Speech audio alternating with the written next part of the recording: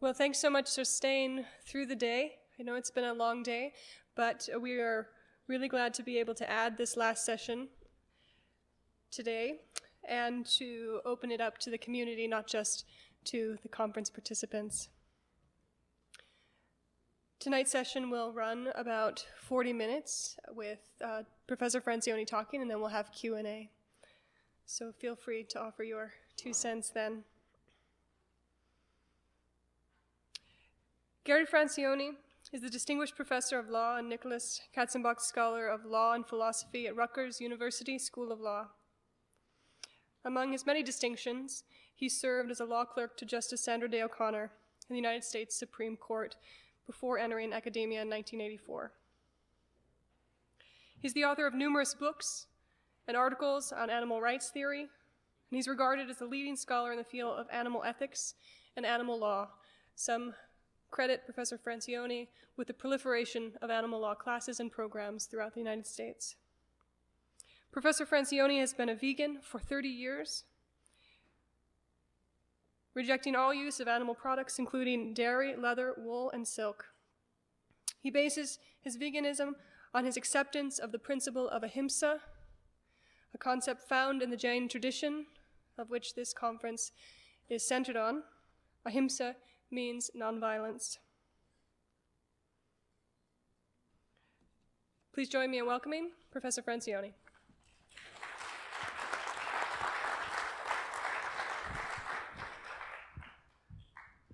Jai Janendra.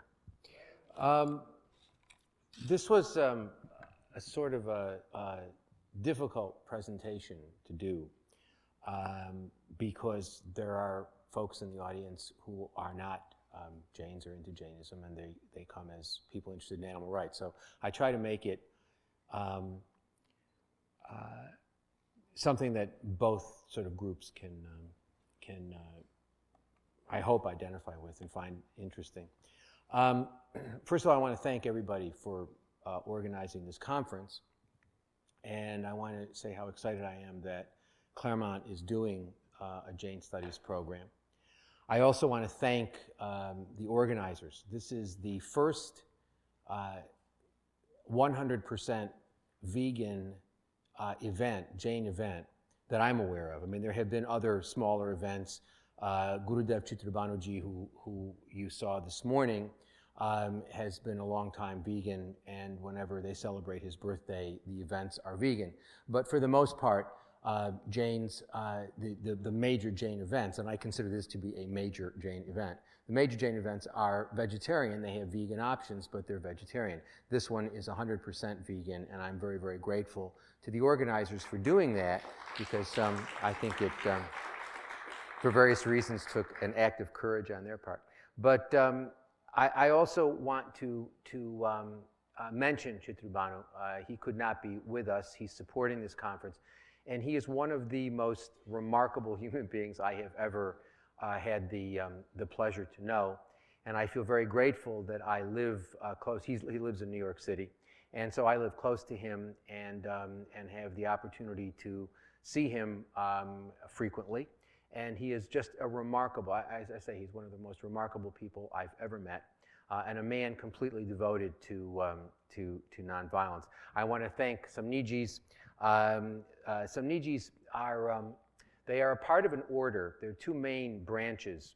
I can't win on this because when I try to get general, I'm going to bore the Jains, and when I get specific, I'm going to bore the animal rights people. But there are two branches of Jainism, Svetambra, Digambra. And one of the groups of the Svetambra are the Terapanth. And they are located, well, they're all over, but they're primarily located in Loudun in Rajasthan. And Jain nuns don't travel. One of the things that they are not allowed to travel. They walk on foot. They don't use a lot of the modern conveniences that actually are probably destroying our civilization, and they don't get on airplanes and travel places. The Samnijis do. They've been given special dispensation by their Acharya, Acharya Tulsi, who created the Samnijis some years ago, And I had the pleasure of studying Jain meditation called Preksha meditation with the Samnijis in New Jersey. And the Samnijis have a house and a center in Iceland, New Jersey, and they teach Preksha meditation, mostly to Indian people, but it's something that anybody who's interested in meditation, seriously interested in meditation, ought to pursue, because it's really quite an excellent thing to learn. And finally, before I start, I want to issue my general Michami Dukkadam, because I know it is inconceivable for me to speak for more than 5 minutes without offending people, and I really don't mean to do that. I'm just explaining things the way I see them. Somebody asked me, one of my students, because I use the expression in class, and one of my students said, "What does it mean?" And the best explanation I can give is a Jain computer person once said to me that Michami Dukkadam is like, it's not "I'm sorry," it's like pressing the undo button on a computer. You're not really asking for forgiveness, you're wanting to undo something that you've just done. And so I actually feel sometimes as though I should have a permanent Michami Dukkadam button on my shirt that people can press, and I will just say it. But in any event, because I'm going to talk about some things tonight that I think are important I regard as important, and I think are important for Jainism. I think are important for us as a general matter to think about if we take nonviolence seriously. This is a conference about bioethics. So I was invited to this conference on bioethics. I do animal ethics. I teach animal law, but most of my scholarship is in sort of philosophical analysis of animal ethics, so I thought, well, I'll talk about vivisection, the use of animals in biomedical experiments. Vivisection is sort of a broad term. Some people just use it to refer to the use of animals in experiments. But as a general matter, I think it's fair to say that it includes experiments, drug testing, development of procedures. It's the use of animals in science, broadly understood. And so I thought, well, I'll talk about vivisection and the Jain position on vivisection. So I started doing some research on that. No, that's a lie, actually. I had my research assistants start to do some research on this. I sent them out and I said, go and find for me things about what the Jains say about vivisection. And what's really mean is you give the assignment to 3 different research assistants, and then you wait to see what they bring back. It creates competition amongst them. It's really evil. But in any event, so they all come back and they said, all we could find was a discussion in this book by this guy, Chris Chappell. And Chris has written a book on animals in Southeast religious traditions. And he has a section in there in which he discusses vivisection. It's a fairly brief section. But there was basically nothing else. There were a couple things. And I thought, well, I was expecting to find this really big literature that I would find people saying, look, there's a problem with vivisection because, we adhere to the doctrine of ahimsa. Now, ahimsa, it means nonviolence, and it's a somewhat complex doctrine because for Jains, it's nonviolence for speech, action, and thought. So it's himsa in your thinking, it's himsa in your speech, it's himsa in what you do. And sort of taking it a step back, I think it's accurate to say that any time that Jains regard that any time we are not in a state of samayek or sort of equanimity, any time we're in a state of non-equanimity, we are in a state of himsa, because himsa in a sense is engaging. It's our spirit engaging with the material world. So whenever it moves, whenever it's whenever we are interacting with the material world, we're engaging in some form of himsa. I'm engaging in a form of himsa right now by speaking because it's an action. Okay? Now, so broadly understood, himsa is any departure from equanimity, but that's really not the way we think about it. We think about it in terms of nonviolent action, okay? And so I thought, well, there's a very, very clear prescription in Jain Dharma that you are not supposed to ever intentionally engage in causing any mobile, multi-sense being to suffer or die. Very broad, very clear.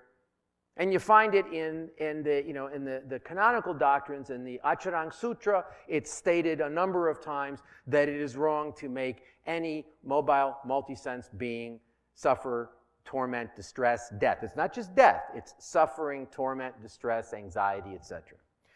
And so I thought, well, that vivisection sort of does that. And so I would have thought that I was going to find this rich literature saying, yes, it's himsa, but there are reasons, we have to do it because of compulsion and necessity, and we've got to find cures for illnesses, and we've got to test drugs, and we've got to do this, we've got to do that. And so I thought I would find all of this sort of attempt to legitimize what is clearly himsa, violence. I didn't find it. And then it occurred to me, why would I expect to find that? Because one of the issues, what I want to talk about a good chunk of tonight, is if you think that it is all right to engage in any himsa without compulsion, without necessity, then you're not going to really worry about coming up with a doctrine of necessity. And because Jains, this conference is vegan, many Jain people are vegan, but Jainism as a general matter has not yet embraced veganism. Most Jains are vegetarians. I suspect there are some who are not, but they never identify. They'll never tell you that they eat meat. Most Jains are vegetarian. They don't eat beef, chicken, fish. They don't eat eggs. Many of them don't eat honey. But they will consume dairy products, milk, ghee, clarified butter, raita, yogurt, cheese, paneer. And so they will consume these dairy products. And it's been a sort of an interesting, because most of the time I am spending in my life is talking to audiences where I'm dealing with meat eaters. I mean, I'm dealing with everything eaters. I'm dealing with omnivores. I'm not talking to Jains for the most part, right? And so I'm talking to people who eat all this stuff. And so when you're asking them to think about veganism, you're asking them to sort of really remove, it's a major life change. I mean, if you're a meat eater, as I was for the first 28 years of my life, if you are a meat eater, and you eat meat, you eat dairy, you eat cheese, you eat ice cream, you eat all this stuff. Somebody tells you, can't eat any of that. That's a big thing. But with the Jains, it's very different because what I like to think of is that they're 95% there. It's this 5%. It's the milk and the tea. It's the cooking with the ghee. It's the cheese. It's the yogurt, things like that. And there is no reason for that. There's no necessity there. It's just tradition. Taste. I mean, people get pleasure out of taste, and it's tradition. It's something that people have been doing for a long time, and but those really aren't, we can talk about it, but those aren't particularly compelling reasons. I mean, to say, well, I do it because it's part of my tradition. There isn't anything in the world that we object to. Nothing. Sexism, racism, heterosexism, ageism, classism, all the stuff that's bad is somebody's tradition.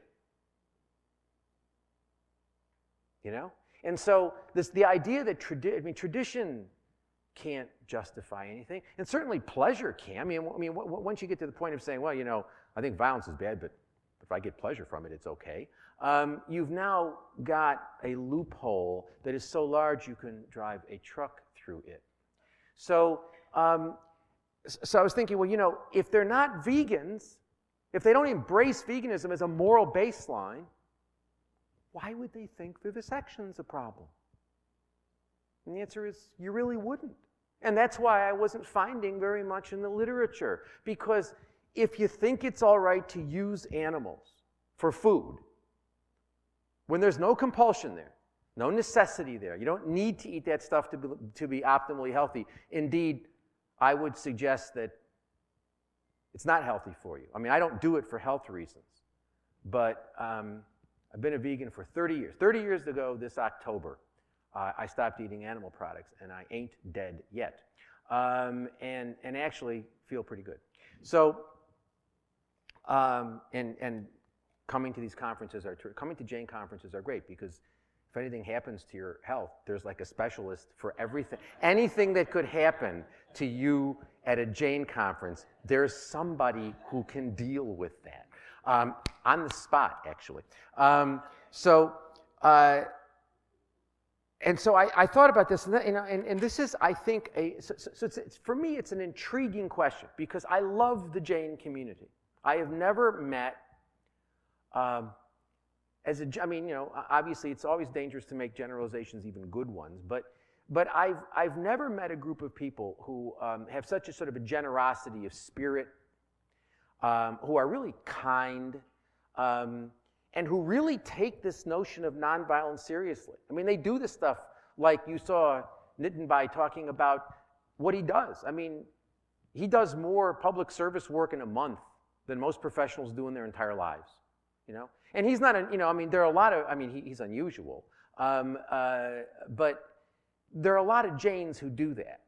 A lot of Jains that were very public spirited-minded people, people who do things like, go off and work for, 20-hour days helping people, and they're just a tremendous group of people, and a group of people who take nonviolence seriously in a more serious way than I've ever met of any group. And I come from the '60s, and I remember our talk about nonviolence back in the 1960s and early 1970s and whatnot, when we were all worried about being shipped off to Vietnam, and to have the pleasure and privilege of being with the Jain community really just makes all of that just pale by comparison. And so it really interests me is that how do you get a group of people who really take nonviolence seriously? It's the center, it's the focus. It's not that they have a religious practice that includes ahimsa. Their religious practice is ahimsa. Acharya Mahapragya, who is the head of the Theravada, he's passed away now, but he used to always say, my religion is ahimsa. And I think that's true for most Jains, that is what their religion is, ahimsa. So it's the center, it's the focus. There is no other traditions, no other dharma in the world where nonviolence plays that role. So how is it? How is it that we get to this position where you've got a group of people, vegetarian, they're 95% there, but yet haven't embraced veganism as a moral baseline, as a clear instance of ahimsa? They have no problem with saying that eating meat, himsa. We don't get into discussions about it. I've never had anybody argue with me, any Jain argue with me, that it's okay to eat meat. Not one. I've met zillions of them, not one. Okay? And so how is it that we get to a point where you have a group of people who are this devoted to ahimsa and yet don't embrace veganism? The answer to that question is something called anikantavad, which we've been hearing about today. We'll probably hear about more tomorrow. It's this notion of, it's called Jain relativism. That's the shorthand for it. But it's this notion that we have to entertain all perspectives, and that we can't talk in absolutes. That it is violence to talk in terms of absolutes. Well, I think that is absolutely wrong. Because I really do. I really think that is very, very much wrong. And I think this is an extremely important point, because I believe that by not embracing veganism, or what I like to call, where's Dilip? Is Dilip here? Where's Dilip? Oh, there he is. I like to call it, Dilip Bhai has come up with the ahimsic way of life, which I like, because veganism, it sounds like a disease or something. What's wrong with you? Well, I've got veganism. And it's got this, it's a connotation, right? It has a connotation. And so I think that by not embracing what Dilip calls the ahimsic way of life, there is a serious hole, a serious problem with the Jain philosophy that causes that necessitates that ahimsa really is an incoherent concept in a lot of ways, because there's no way to draw lines. And so, because basically, if you're willing to say, I'm opposed to violence, but I'm willing to engage in violence if it tastes good or if we've been doing it for a long time, then how do what do you say to the meat eater who says, well, you like the taste of milk in your tea. I like the taste of a steak. I've been eating steak a long time. Or, you get these paleo people. Well, our ancestors ate steak. You hear all that nonsense. So, what do you have to say to those people? So,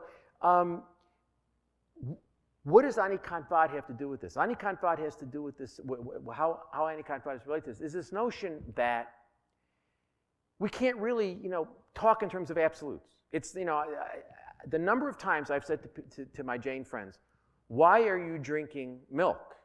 And they say, well, because I think it's okay, Anikantvad. It's sort of like the card you play. You play the Anikantvad card, which is supposed to sort of shut me up, but that's not easy.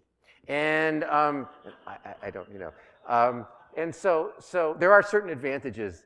There are certain advantages to not being an Indian Jain, and that is you can get away with a lot more. I could never say this if I were an Indian. All right, so I want to talk a little bit about Anikantvad, because I don't believe it goes where the Jain community, or many in the Jain community, think it ought to go, or give support to this idea that we can't have absolutes when we're talking about ahimsa. What is Anikantvad? Well, Anikantvad is let's talk a little bit about Jain ontology, or the notion of what exists for Jains. Jains basically talk about dravya, substance. Substance is divided into living substance and non-living substance, with living substance having souls. Okay? Non-living substance, you've got matter, you've got rest, you've got emotion, you've got rest, you've got space, you've got time. Those are the existents, okay, that are non-living.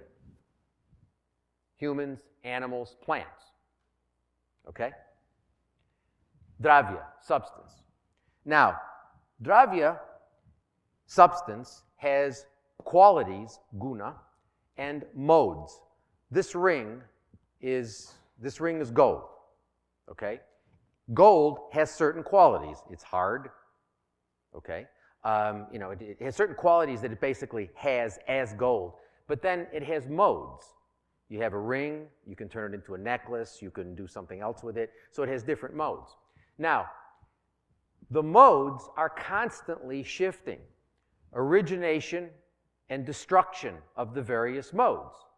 So there's this notion that what is out there is in a constant state of flux. Okay? And this is the basis of the metaphysical aspect of Anikantvad, the notion that reality is all over the place and it's constantly changing, but the substance is always there. It's the substance which has the qualities, and the qualities then exhibit different modes. Now, this is a perfect, historically, how did this develop? Historically, this developed because the Jains mediated the dispute between the Buddhists who said everything is impermanent, nothing is permanent, everything is impermanent, and some of the Brahmins who said there is only permanence, nothing is. I say, that reality is permanent. So you have Buddhists saying reality is impermanent. You have the Brahmins, or some of them, saying that reality is permanent. And then the Jains say, it's permanent. Dravya is permanent. It exists. but it's always in a state of flux. So it both exists and doesn't exist. So it allowed the Jains to sort of position themselves. That was a very significant dispute historically. It allowed the Jains to position themselves sort of different from the Buddhists and different from the Brahmins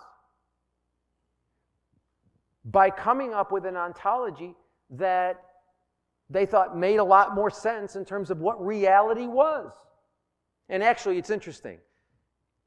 The ways in which this sort of anticipates, say, quantum theory by like zillions of years, Jainism is remarkable in lots of ways for the things that it anticipated. It really is. It's a remarkable, I mean, you're getting like a real sort of short version of a small part of it, but I mean, studying Jainism is actually one of the most intellectually interesting things I've ever done in my entire life. Okay, so you have this notion of substance having modes and qualities and modes. There are other components, and it was also useful because it helped, this sort of way of looking at things helped to sort of understand what the soul was. You know, because there were a lot of discussions back then about, and still are today, but what is the soul? Is the soul permanent? Does it change? How does it change? Etc. And again, the Jain said, well, the soul is the soul. In one sense, it's permanent, but because of its attachment with karma, because karma is attached to the soul has infinite numbers of modes because of the attachment of karma, the rising of karma. This is all in a dynamic state. Okay? Now, there were other components of this doctrine of Anicantvad. There's something called Nyadvad and Sayadvad. Nyadvad is the idea, this is the metaphysical aspect, that reality has all this stuff going on. That it's not permanent or impermanent, it's both permanent and impermanent. Then it's got an epistemological or knowledge-based component of what it is we can know, because we are not what they say vitraga. We have not gotten to the point where we have gotten to liberation. We have not gotten to the point of perfection. We have not gotten to the point that the jinnah gets to. We are all in states of imperfection. And in states of imperfection, the only thing that we could know is from different perspectives. We can know objects in their common sense way. We can know them in the way that we know them practically. We can know them in terms of generic qualities. We can know them in terms of their, we can know them in different sorts of ways. But we can only know them in different sorts of ways. We can't know them completely because we are not omniscient. Okay? And then there's this doctrine of Sayadvad. That is, because of this complexity in reality, and because of the fact that we can only know things partially in terms of perspective, the statements we make can only be true with respect to particular perspectives. Okay? So they say, well, statements about an object can be true, they can be false, they can be true and false, they can be inexpressible, they can be true and inexpressible, they can be false and inexpressible, they can be true and false and inexpressible, and they've got various combinations. But this whole analytical structure is very useful for talking about dravya, substance, things, even if the thing is a soul, because the soul is a jiva. Okay? So when we're talking about souls, or we're talking about matter, or we're talking about rest, or motion, or time, or space, it makes sense. This is an analytical structure which is actually very helpful.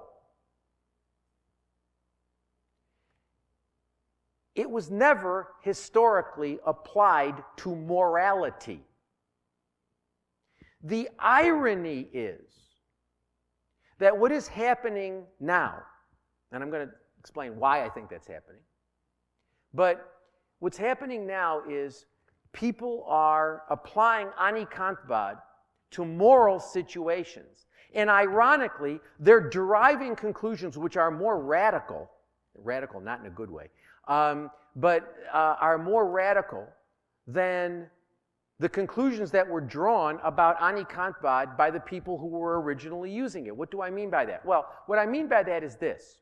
Anikantvad, Nayadvad, Saidvad doesn't commit you to sort of an ontological relativism that we don't really know what the hell exists because it's all a mess out there.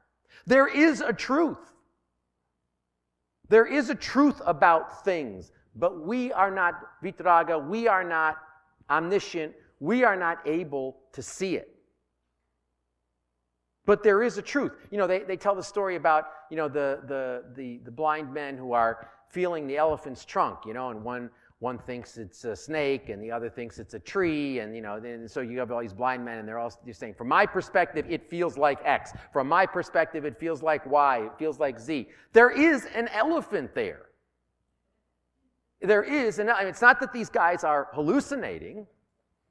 There is an elephant there. So the doctrine of Anikantvad is not that there is no truth, but rather that truth is complex, incredibly complex, and that we can't really know it while we are not in a liberated state. It's a very complex thing. But when Anikantvad gets translated into moral situations, it gets translated as there is no truth. And if you try to maintain there's a moral truth, you're engaging in himsa. I'm sorry. I just think that's wrong. I think that's absolutely wrong. And it's ironic because the notion that there is no truth is not something that the original formulators of this wonderful analytical structure, they weren't using it that way. They weren't saying, well, there's no such thing as a reality. As a matter of fact, quite the contrary. The Jains were saying, there is a reality. And they were saying that as against people who were saying, there is no reality. It's all just a matter of impermanence and illusion. It's all Maya. It's all illusion. And their response was, no. No, it's not. There's something there. So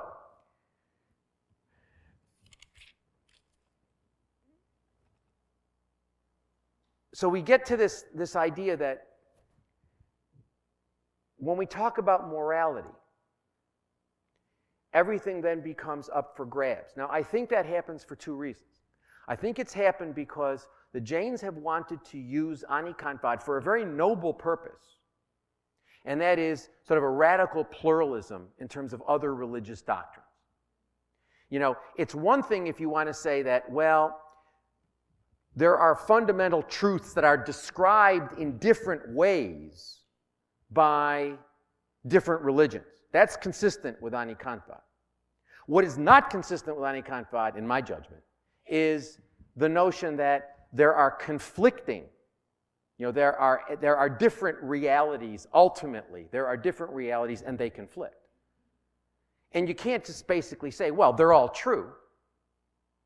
Because to the extent you say that, you're basically saying there is no truth. You are engaging in a sort of a relativism. This sort of relativism is very common these days. In the postmodern, post-structuralist world in which we live, we have become moral relativists. I think it's actually one of the most frightening things that I find about modern life is the relativism that I see. I teach a course at Rutgers with my colleague Anna Charlton called Human Rights and Animal Rights, and we discuss racism, sexism, heterosexism, and speciesism. And we talk about Jainism, because we talk about violence. And we start off the class by asking the students, what do you think morality is? And, we're talking about, kids who have gone, young people who have gone to good colleges, and now they're in professional school. And they're sitting there and they look at you as if, no one's ever asked them that question before. Because no one ever has asked them that question before, and they've never thought about it. And what you end up with at the end of the first class, 10 minutes, oh man, 10 minutes, okay. What you end up with at the end of the first class is people basically saying, I think morality is a matter of opinion. Now, I find that terrifying. I mean, in addition to I find that terrifying. And so then I say, okay, So I mean, when this first started happening, I first started teaching this course, I got upset when they did that. But now I've gotten used to it. And so I say, okay, so if you think the Holocaust is okay and you think it's not okay, you're both right. Well, no, you just told me it's a matter of opinion. It's a matter of, do you like the Beatles more or do you like Pink Floyd more? It's a matter of opinion, okay? For those of you, Beatles and Pink Floyd, we used to listen to those a long time, long time ago. Okay, so, or I bring, one of the other things, I talk about female genital mutilation. And I say, okay, is that okay? Well, you're uncomfortable about that. Yeah. Why? You just told me it's a matter of opinion. Morality is a matter of opinion. This, to me, is terrifying. Absolutely, positively terrifying. But this is the postmodern world we live in, where there is no moral realism. Everything is just a discourse of power or a discourse of that or a discourse of this or whatever, and I reject that. I think that's nonsense. First of all, if you say that, reality is a discourse of power, for example, you can't talk about justice unless you want to admit what you're doing is constructing a discourse of power. I mean, it's a self-defeating way of looking at things, okay?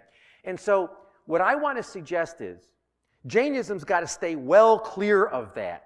And by saying that veganism is not a moral baseline, it's a really serious flaw. Because basically, if Jainism doesn't embrace veganism, then basically what Jainism is saying is that suffering is acceptable if we get pleasure from it, or if it's a tradition, it's okay.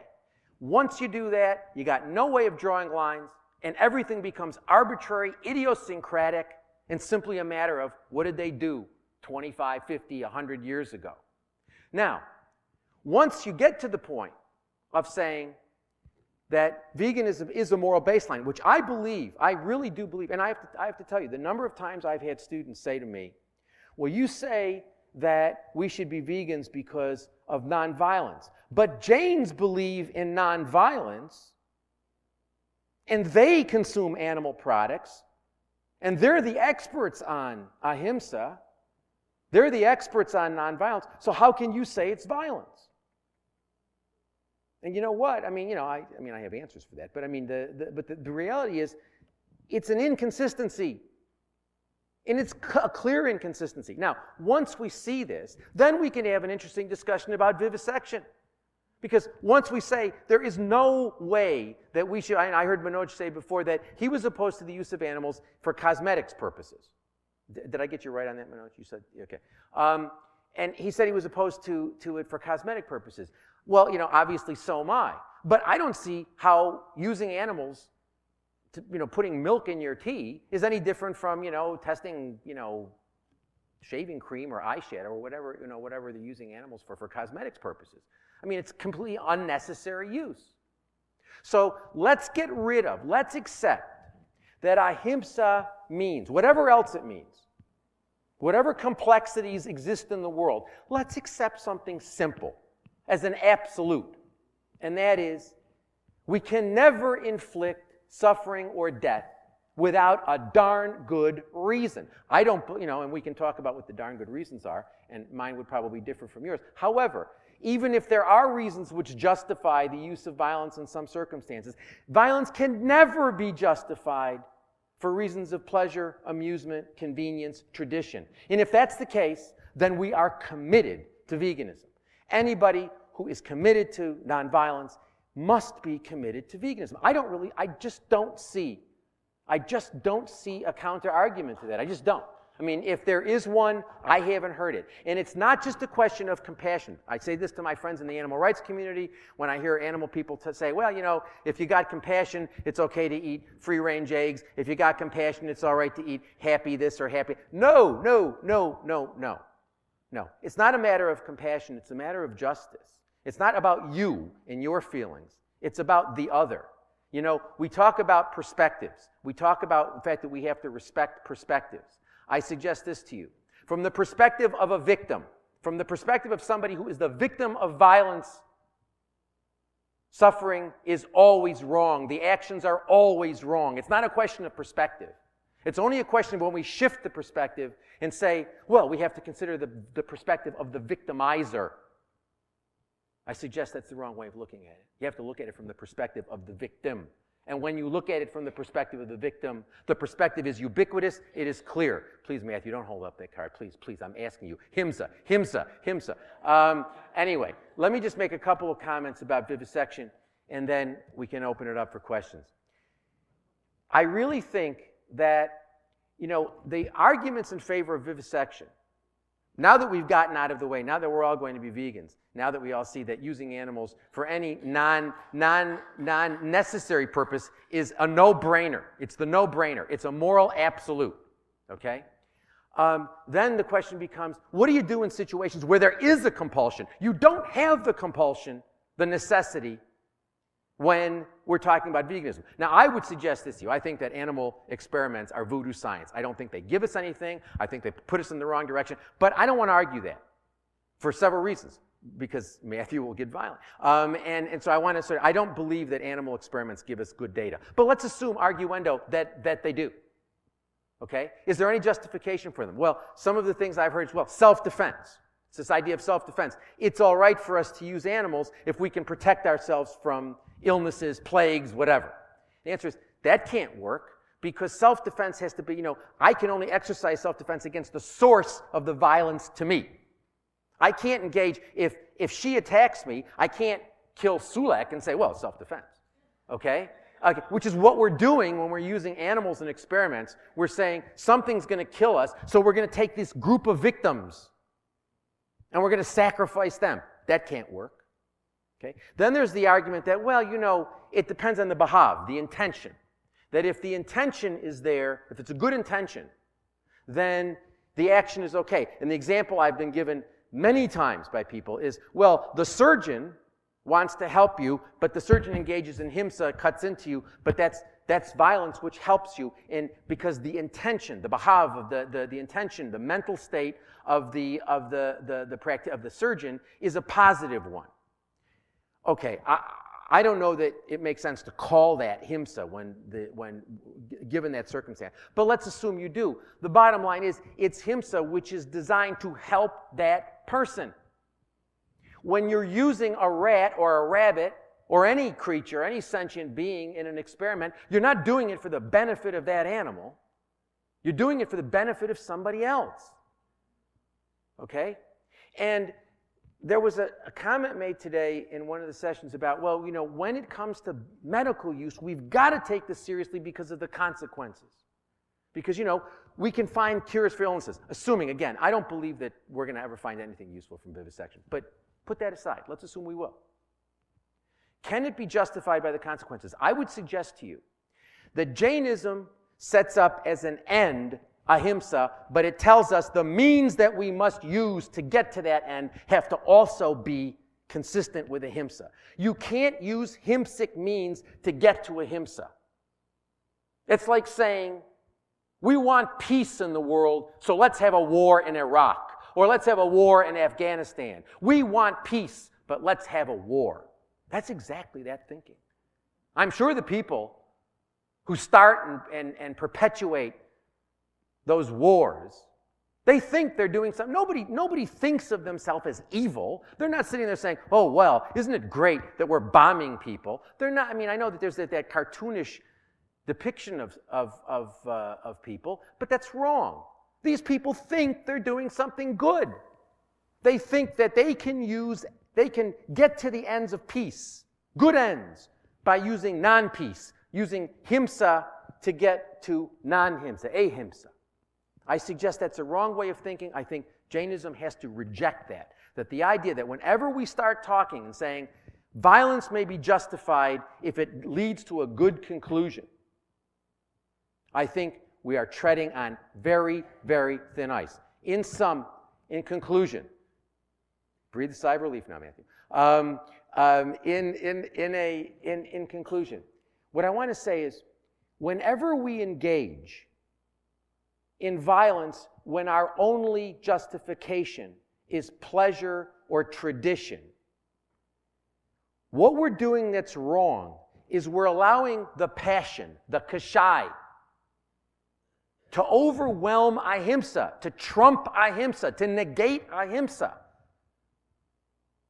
And it's the kashai, it's the anger, the greed, the ego, the deceit. Those sorts of passions which are the most dangerous in terms of the karmic result, the karmic consequences. And when we drink that milk, what we are doing is allowing the passion of taste, of pleasure, to overwhelm. There's nothing else to balance against the ahimsic desire, or the ahimsic end. So look, I hope I didn't, I wanted to provoke you into thinking, I hope I did that. I didn't really want to offend anybody. But you know, we are living in violent times.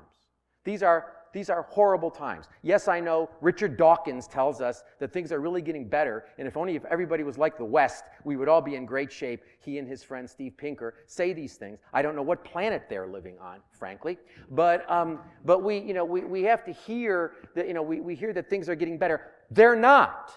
These are horribly violent times, and they're getting worse. Jainism is a beacon of hope. It is a beacon of hope. It offers a solution to the problems that we face.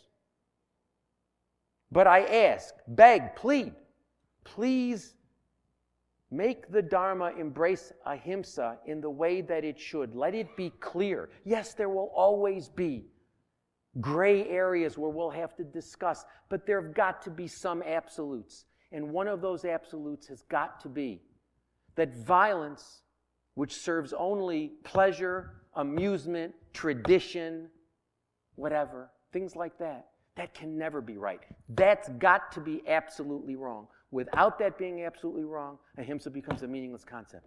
Thank you very much.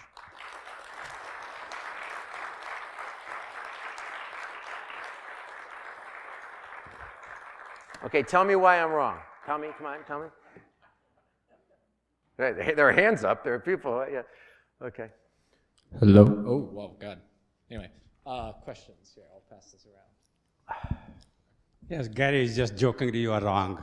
I'm sorry, what? Let's give a standing ovation to this wonderful talk. But there's a question. So we need to change his name from Gary to Mr. Ahimsa. Gary, wonderful analogy, wonderful speech, and very different perspective. One question that from my birth I have always been facing. From your daughter, you say? Huh? From your daughter?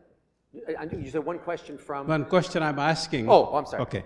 That I have been facing, and I also heard a talk this afternoon, the hinsa in Mahabharata and in Gita, okay?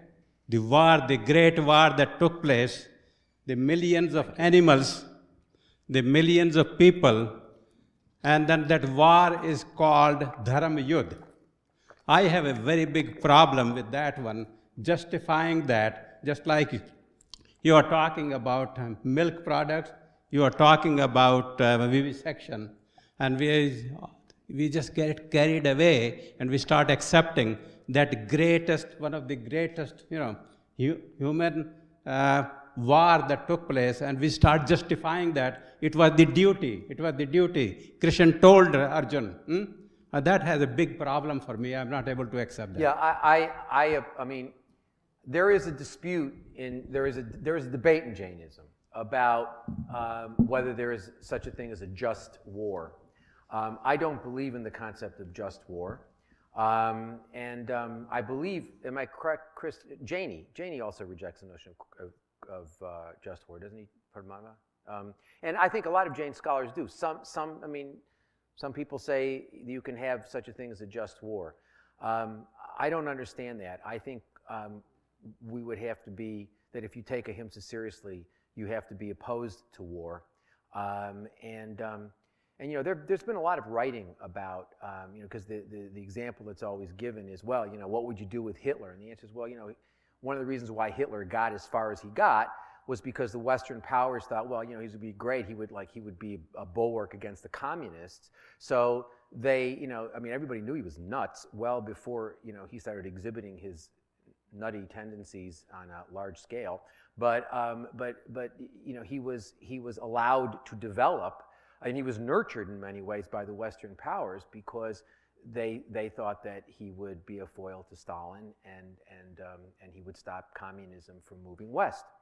And so, and there have been all sorts of studies that most of the wars could have been prevented, and they could have been handled. And also, you can't look at war in a vacuum. I mean, wars are the results of. I mean, you can't look at the conflict as some sort of isolation. I mean, you have to look right now. What's going on in the Middle East, has very, very much to do with the politics of the Middle East and with the economics of oil. And the control of oil.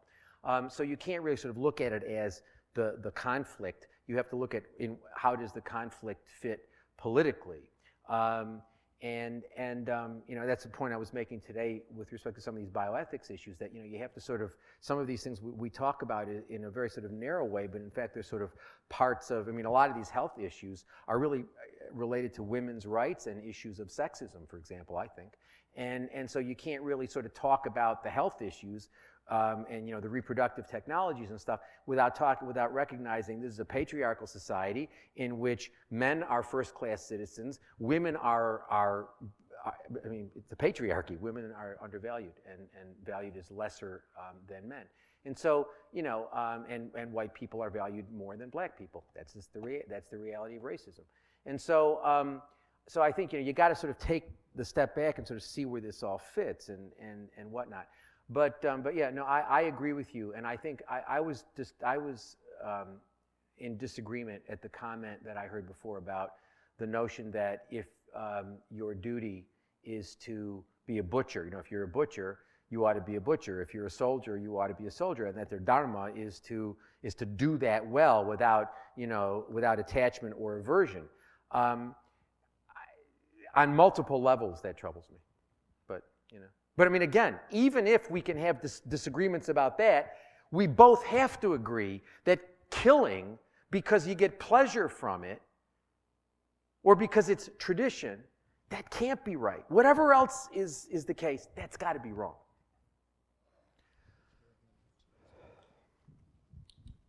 Let me suggest that beyond pleasure or tradition, there could be another reason.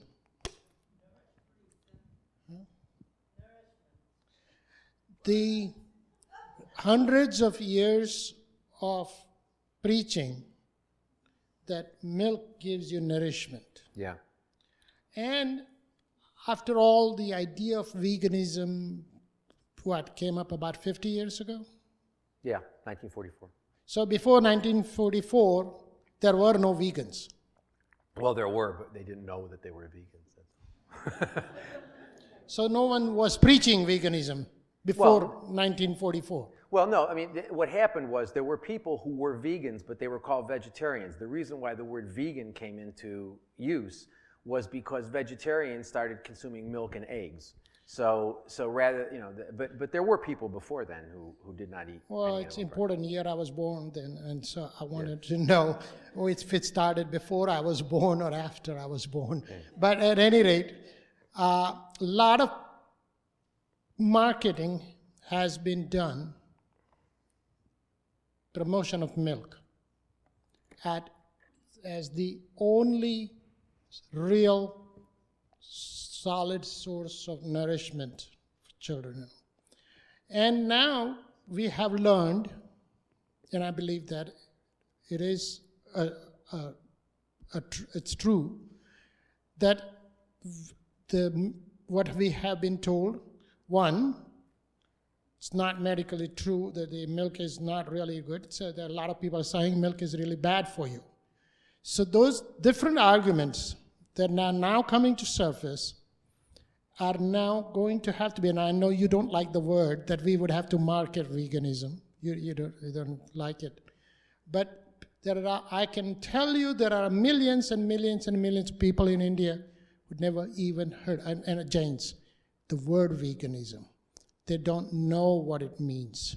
They haven't been told. They're still living in a mindset of how lovingly cows are raised and how willingly the cows give milk and how important it is as your duty.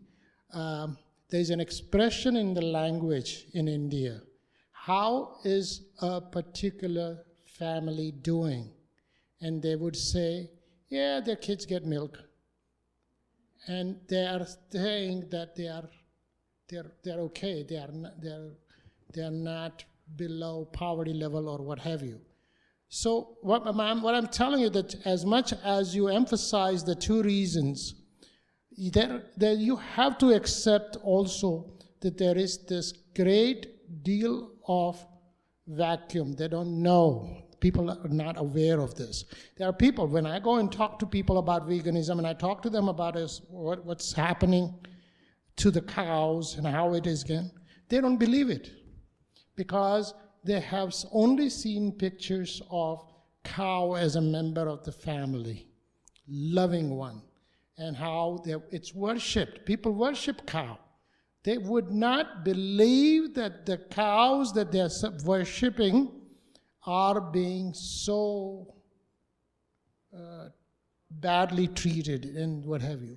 So I think there is a room for education. I don't dispute that, Dilip. I don't dispute that at all. I think that there are some people who don't know about how dairy products are produced, and there are many.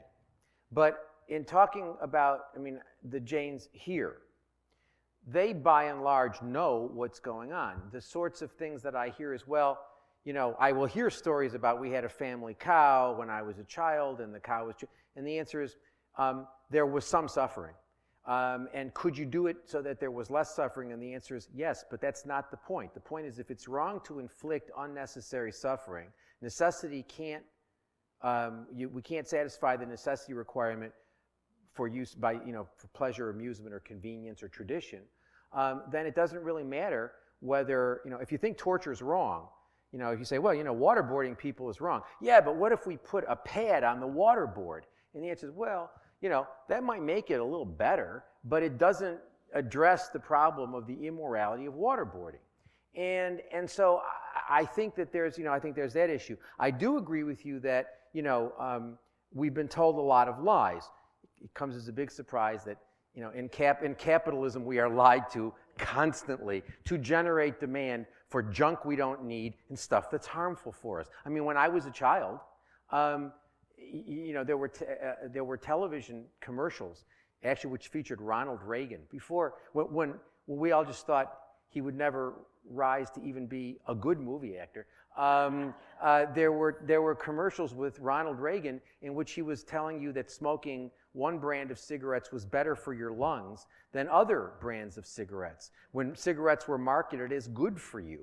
And so, when people started talking about cigarettes being bad, they said, well, they can't reproduce lung cancer in dogs, which they couldn't because, they had the beagles exposed to smoke. Beagles didn't get lung cancer. So people say, well, so it's fine, keep smoking. So, are we lied to? And the answer is yes. This system works because we all want things we don't need. That's how it works. A lot of the things we don't need are also harmful for us. And so physically harmful. They're all spiritually harmful. Some of them are physically harmful. One of those things is milk, because we are told, well, I have students. These are smart people, and they come to me and say, well, I'd like to be a vegan, but I know, my bones will break. I will if I walk up the stairs, I will crumble. And I say, no, don't you understand? Dairy products acidify your system. And when it acidifies, it attempts to get a more alkaline state, and what it does is it removes calcium from the bones. So actually, the studies are fairly, I think, conclusive that calcium is that cow's milk is very, very problematic for health reasons. Again, I wouldn't drink it if it was good for me, but it ain't. It's linked to hormonally sensitive cancers, prostate cancer, breast cancer. There have been a number of studies that show the more milk you drink, more breast cancer you have, more prostate cancer you have. Okay? And you have more bone problems if you drink milk than if you don't drink milk. I mean, I go to these vegetarian conferences, where people are mostly vegan, and you see these people like, these people are like 95 years old getting up. You want to go running with me? I draw lines. I don't go running with anybody, particularly at 6 o'clock in the morning. But these people, these people who knock on your door, hey, you want to come running with me? And you say, is that good for you? You're 103. But they're in great shape and they're vegans. And so, this idea that, we're told if you don't eat meat, but it's the same garbage that you resist it, you live here too. You are part of a culture that says if you don't eat meat, you can't be a man. That meat is a manly food. That if you don't consume meat, you'll have a lower testosterone level, which you will. You won't get prostate cancer either. You'll have a lower testosterone rate. So what? But you also won't have all of the other problems. Your body can function with a lot less testosterone. You're getting the testosterone because you're consuming hormones in the meat. So, we're told you can't be a man if you don't eat meat. And I know lots of people who believe that stuff. They say, well, I'm a bodybuilder. Nonsense. There are lots of vegan bodybuilders. So, but look, I don't want to get into a discussion about whether or not animal products are going to kill you. I think they will. But they don't have to. The question is not whether they're going to kill you. The question is whether being a vegan is bad for your health. Because even if animal products aren't harmful for you health-wise, and I believe they are, but even if they are not harmful for you, you certainly don't need them to be optimally healthy. Everybody in my family's got high blood pressure, high cholesterol, all that stuff. I got low blood pressure, low cholesterol. I see a doctor like every couple years. I can't remember the last time I was sick, And I have more energy than most of my students who are young enough to be my grandchildren. So, go figure.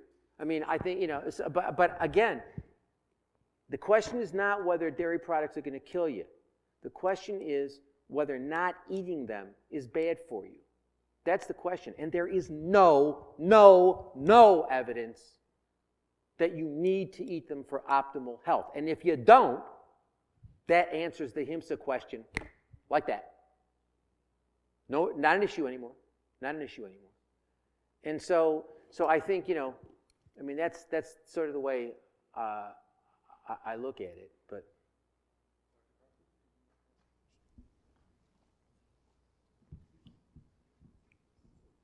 thank you for your talk.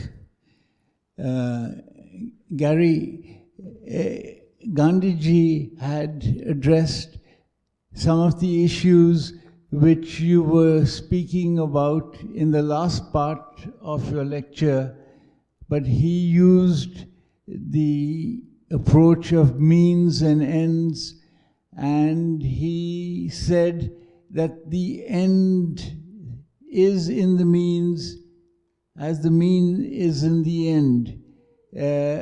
Do you support that type of thinking, and would it clarify your own argument? I don't see that as different from what my view is basically, if the end is HIMSA, the means can't be HIMSA. So the end and the means have to share the ahimsic quality. Is it different what Gandhiji said? His argument is a little more subtle than what your summary suggests.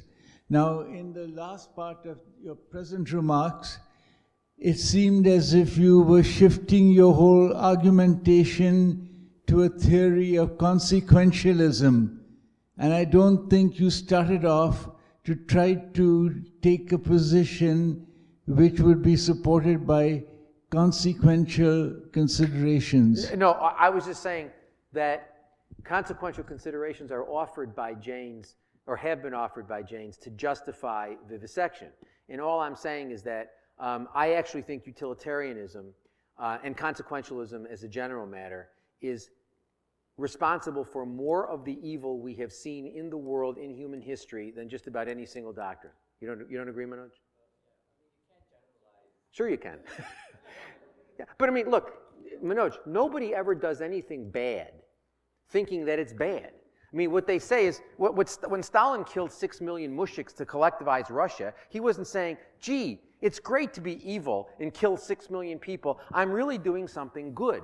Same thing with he was he was trying to achieve the state of communism. Similarly, when Hitler killed 6 million Jews, he wasn't saying, gee, this is great. I really think this is great to be evil and to kill people. He was saying, I am trying to uphold the idea of the Aryan overman, the idea of racial purity. I'm trying to sort of resurrect the Greco-Roman ideal of what the human ought to be. The physical and the sort of the disciplined, physically fit, etc. And we have to get rid of the Jews. Here's my conflict. I'm a doctor, and I have to give, or I don't have to give, but I have to treat patients. Yeah. Yep. And I think I have saved some lives.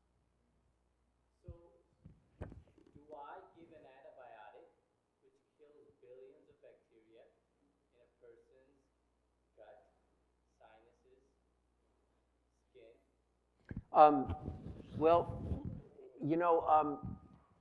There are certain aspects of Jain Dharma that I don't accept. Although I agree that plants have life, and when I hear Jains talk about them as being sentient, what I Fair enough, I'll give you that. So, bacteria are not significant, only one sense organism. What about malaria, a parasite, or a worm that's in your gut, that's eating up your gut? well, but again, Is it okay to commit a level of violence in killing that worm in order to save a life? I would refer you to the distinction I made before about the distinction between justification and excuse. It may always be wrong to kill a multi-sense organism, but it may be excusable. There's a situation where you've got a self-defense, where the force or the violence is being exercised on the source of the problem, unlike the mouse or the rat or the rabbit or the dog that's being used in vivisection. Okay. I'm sorry to drag this on, but I agree with you 100%. I think we're on the same page. What I think needs to be done Yes. is that, You agree with me on the veganism point? I'm sorry? Do you agree with me on the veganism point? Oh, yes. Okay. Okay. I'm in complete agreement with the veganism part. But on vivisection and on taking antibiotics or giving, something that would kill worms in your body, I think what needs to be done is that we need to have a level of understanding. And in your case, I think it's important for me, for you, to look at what animal experiments are appropriate or inappropriate, rather than saying that all animal experiments are inappropriate. Would you ever use a human in an experiment, a non-consenting human in an experiment? In third-level clinical trials, that's what we do. But you don't do it without informed consent. Absolutely. And if you, I train people to sue people like you who do that. If you do that. And so then that's where we have to see. You have to put it at a certain level, that at some level of experimentation is necessary. But that's a different event, though. I mean, when you're taking a dog or a cat or a rabbit and sticking that animal in a cage and using that animal, the animal can't give consent. That's very different from somebody. If you say to me, "I've got a problem. I've got HIV. You want to try something out on me, and and I know there are risks, but I also know that the HIV is a problem." I make the decision. But then if you have to look at science and the way science is developed, I think that there has to be some level of experimentation. Now I'll give you this. I think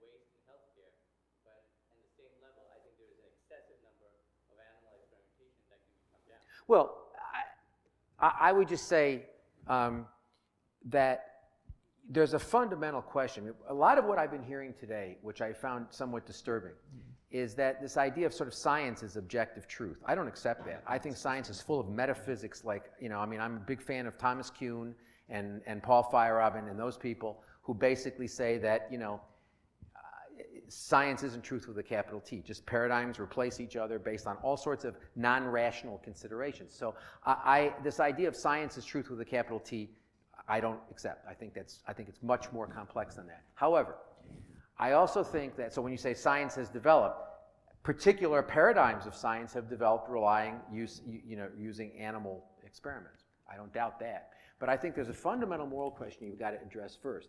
Is it ever acceptable? Is it ever acceptable to inflict violence on beings who certainly who haven't consented to it? We can talk about whether it's all right to do consent, but certainly who haven't consented to it. And so I think you have to, because what you're doing is you're making a consequential argument. I understand, we both understand you're making a consequential argument, and you're saying that, well, the consequences may justify this in certain circumstances. And I'm saying, no, I don't think it can be. Because first of all, I think the doctrine of ahimsa rules that out. But secondly, I think that even if you're not talking with a Jain, when I hear this from non-Jain doctors, I always say, would you use a human? And they say no. And I say, why not? Well, because humans aren't humans are rational, animals aren't. Well, what does that have to do with it? Why is that? I mean, first of all, I think animals are rational. They're just rational in a different way. But I mean, assuming arguendo that there are cognitive differences between humans and non-humans, why are those cognitive differences may be relevant for some purposes? The fact that a rabbit may not have our cognitive abilities may be a good reason why you don't give a rabbit a driver's license. But if the question is it all right to use the rabbit in an experiment, the cognitive differences don't matter any more than they would matter if I said to you, I've got a human who's got severe cognitive impairment and a normal human. Are they the same? No. Are they different? Yes. Do the cognitive differences matter? Yes. If someone's severely mentally disabled, you might not give that person a driver's license. But if the question is, which do we use in a biomedical experiment against the painful biomedical experiment, I would say the normal person and the person who's got the impairment are equal for purposes of not being treated, the right not to be treated as a resource. So I think, unless you're going to start saying, well, animals matter, then you've got a Jain problem, because Jainism says that there's an equality of inherent value. As a matter of fact, Jainism is the only system I have ever found in my entire life that talks about equal inherent value of humans and animals. It's actually remarkable. So then you've got the problem with that. But I understand your dilemma as a doctor, because you're prescribing stuff that's been tested on animals, but you can't control that.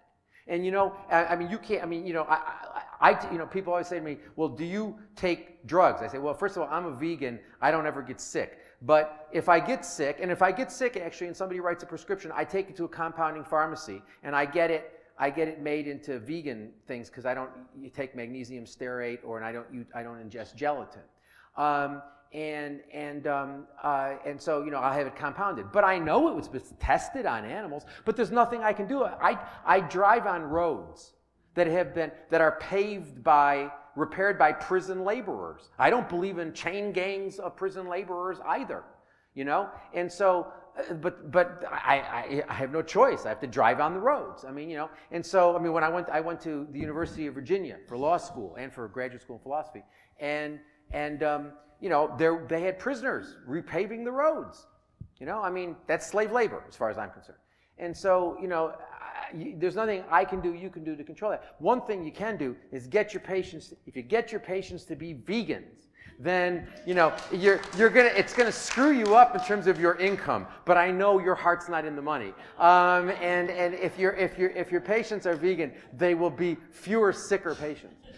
All right, on that note, we actually have to shut down for time constraints. I'm sure we'll have some time for question and answer afterwards. Thank you. Thank you all for coming out.